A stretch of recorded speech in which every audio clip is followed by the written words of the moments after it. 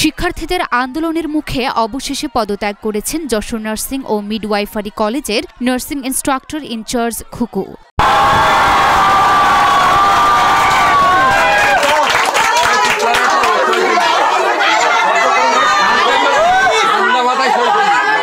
নানা অনিয়ম, দুর্নীতি এবং অর্থ লুটপাটের অভিযোগ তুলে তার পদত্যাগ চেয়ে আসছিলেন শিক্ষার্থীরা।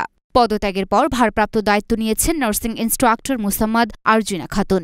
সাবেক ইনচার্জ সম্পর্কে শিক্ষার্থীরা অভিযোগ করেন, একজন স্টুডেন্টের বাবা মারা গেছে, ইনচার্জের কাছে ছুটি চাইতে গেলে সরাসরি ইনচার্জ বলেন মাটি দিয়ে দিতে বলো, 2 দিন পর কলেজ বন্ধ হবে, তখন বাসায় যাবে। এখানে একটা মেয়ে আসছে ইনচার্জ ম্যামের কাছে যে ম্যাম আমার বাবা মারা গেছে, আমি বাড়ি যাবো। ম্যাম বললো কি বাবা তো মারাই গেছে, মাটিতে দিতে বলো, 2 দিন পরে 10 দিনের ছুটি পাচ্ছে, তখন বাড়ি যাওয়া। কোন ধরনের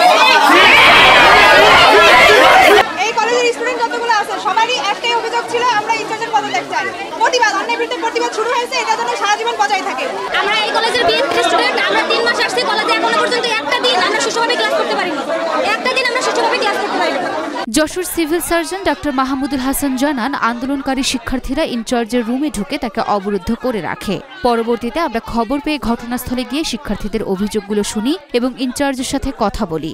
আমাদের উপস্থিতিতে ইনচার্জ মহাপরিচালকের সাথে কথা বলে পদত্যাগপত্রে স্বাক্ষর করেন এবং অত্র কলেজের একজন শিক্ষক ভারপ্রাপ্ত দায়িত্ব নেন। এটা এই বিজয় আমাদের অধিকার আদায়ের বিজয়। এই বিজয় আমরা সবাই আনন্দিত কিনা? আমরা একটা স্বৈরাচার ইনচার্জকে আমরা পদত্যাগ করাইছি। এই প্রতিষ্ঠানটা এক প্রকারের স্বৈরাচারেই পরিণত হয়ে গেছিল। এর আগে এই প্রতিষ্ঠানে এর থেকে জঘন্য একটা ইনচার্জ ছিল, সেই সম্পর্কে আমরা এসে জেনেছি।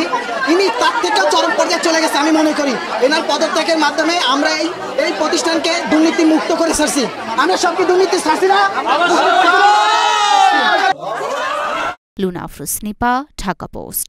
এখনো সম্মান করি স্যার।